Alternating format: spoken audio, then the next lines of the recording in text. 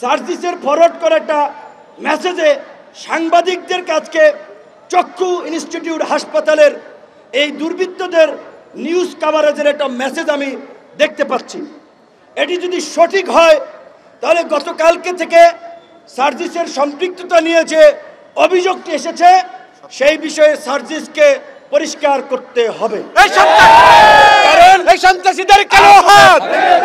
যেহেতু আহতদের চিকিৎসার জন্য ক্ষতিপূরণ দেওয়ার জন্য জুলাই ফাউন্ডেশন গঠন করেছে, সেটার তিনি দায়িত্বে আছেন, তাহলে তার সাথে এদের একটা সম্পৃক্ততা স্বাভাবিকভাবেই আছে।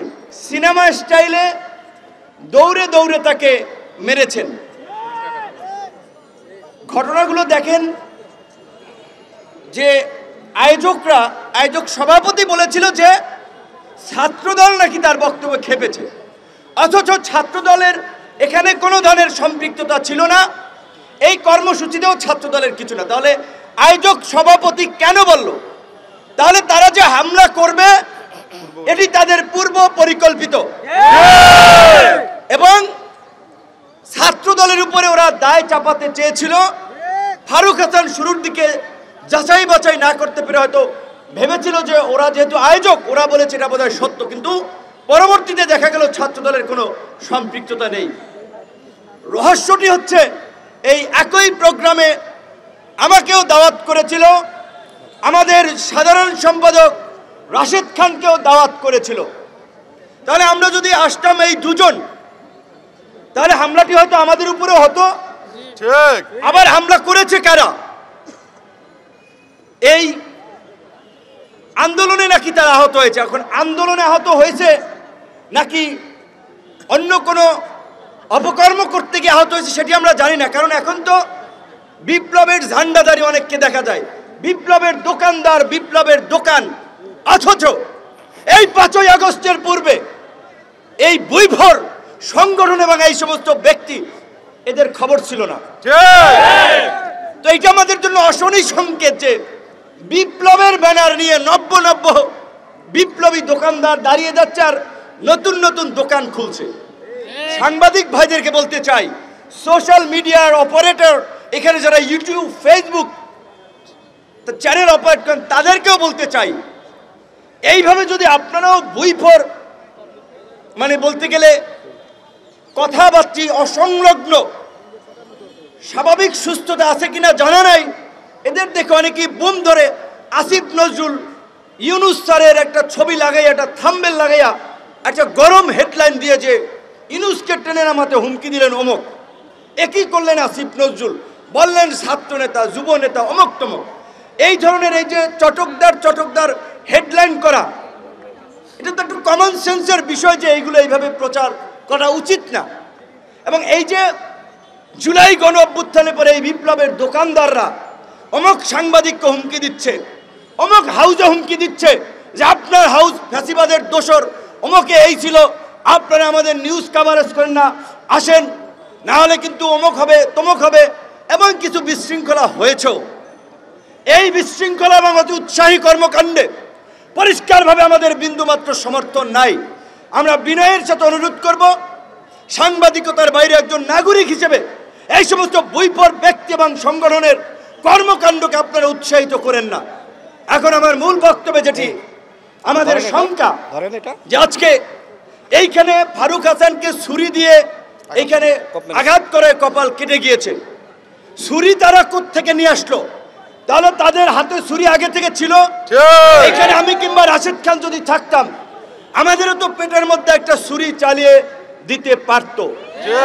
তো সরকারের সাথে আমাদের কোনো বিরোধ নাই, মুখোমুখি অবস্থানও নাই, কারণ এই সরকারের যে উপদেষ্টা সবচেয়ে ডেডিকেটেডকে নাহিদ ধরেন মার খেয়েছে, নাহিদ মার খেয়েছে একদিন, এইখানে যারা দাঁড়িয়ে আছে 100 দিন মার খেয়েছে। 28 বছর পরে ডাকসুর ভিপি হয়েও ক্যাম্পাসে যে কয়বার মার খেয়েছি, অনেক উপদেষ্টা আওয়ামী লীগের বিরুদ্ধে ওই কয়েকদিন বক্তব্য দেন নাই। অবশ্যই আসিফ এবং নাহিদ তো আমাদের সহ আন্দোলনকারী, আরো অনেকে, মাহফুজ সবাই আমাদের ঘনিষ্ঠ, আমাদের সহযোদ্ধা, সহকর্মী, একসাথে এনআরসিসি এর বিরুদ্ধে আন্দোলন করছি, ডাকসুতে নির্বাচন করেছে, তারা ছাত্র অধিকার পরিষদের সাথে ছিল।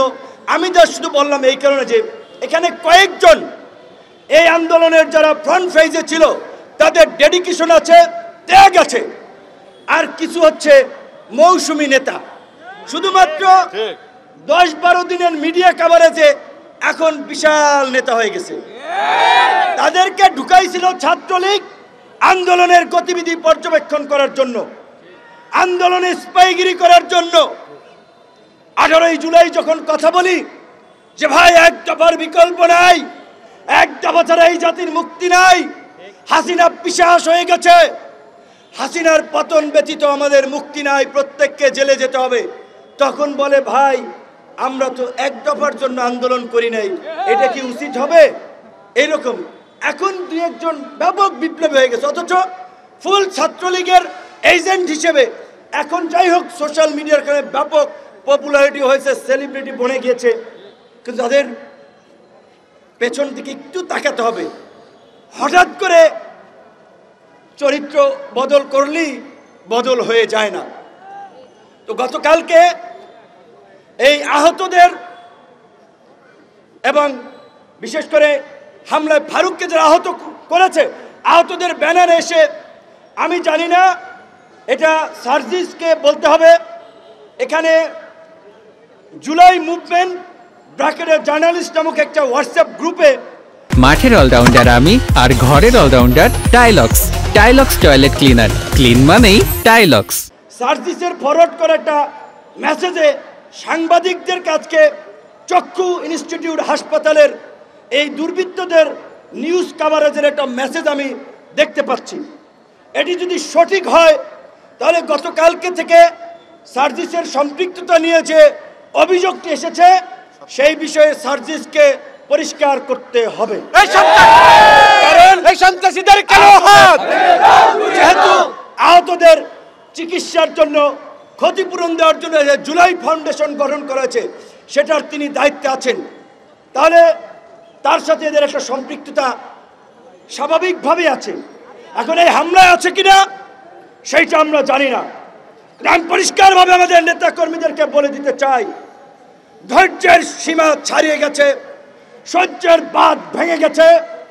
আগামী 24 ঘন্টার মধ্যে এই হামলাকারী শরীফ, হিল্লোল, তনয় সহ সাইফুল সহ যারা চিহ্নিত হয়েছে তাদেরকে যদি প্রশাসন গ্রেপ্তার না করে, যেই হাত দিয়ে ফারুকের গায়ে আঘাত করেছে ওই হাত আপনারা ভেঙে দিবেন।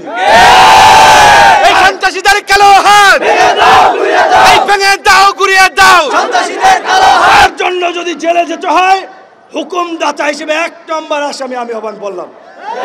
কিন্তু এখন যদি আমাদের রক্তে ভেজা বাংলাদেশে এই অধিকার পরিষদের নেতা কর্মীরা গত 7-8 বছর ধারাবাহিকভাবে যে লড়াই সংগ্রাম করেছে, রক্ত দিয়েছে, এই রক্তই আজকে বিপ্লবের প্রেক্ষাপট তৈরি করেছে।